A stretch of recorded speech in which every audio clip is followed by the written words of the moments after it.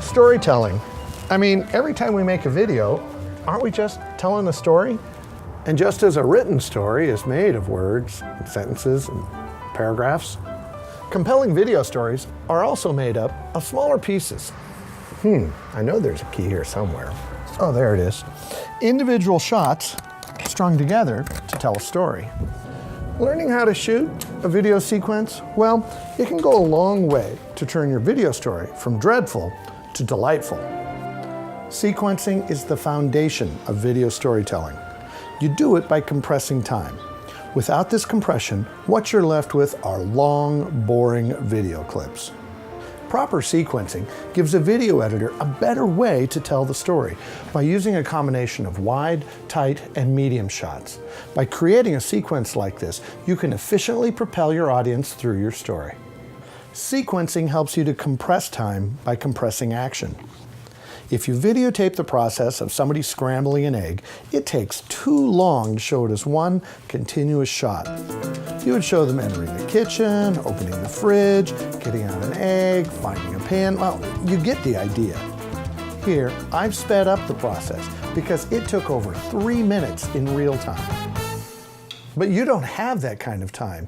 If your video's boring, your viewer's gone. You have about 4 seconds before they decide whether they're going to stay or go. So sequencing helps you tell your story. Let's revisit our egg scene. We go from wide to a string of close-ups. Each shot gives the viewer an important detail about the story. We move quickly through the process, a string of peak moments, right down to the sizzle of the butter in the pan.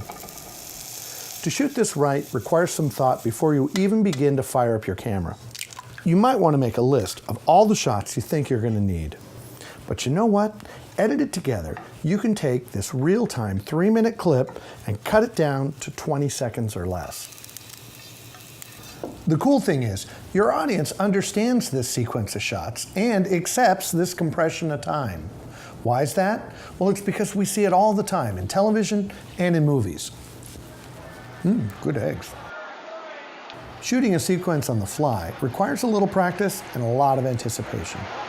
When shooting a sequence, think about how you're going to put your shot together. What's your establishing shot? What's your detail shot? What story are you trying to tell? This means asking yourself, where's the action headed? Where do I need to stand to be in the right spot? What shots get me from point A to point B? Okay, if you're looking for a list of do's and don'ts, here you go.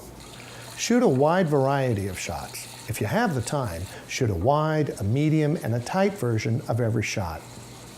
Tight shots can appear back to back, but adjacent wide shots, well, they're a jump cut, and they confuse the audience. Shoot an action and then the reaction, or the cause and the effect. You're showing the viewer what's important to your story, so make certain those points are clear.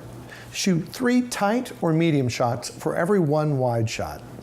Frankly, there are very few trombonists who make excellent videographers. Using your zoom just makes you look like an amateur. Hold your shots at least 6 seconds. 10 is better. You can shorten it in editing. If you're following something that moves, let it motivate how you move the camera. If you're panning over to a building, follow a car in the foreground over to your destination. Sequencing will take your story to the next level. It does take a little practice, but with that practice, your audience will thank you. If nothing else, they're more likely to stick around to the end.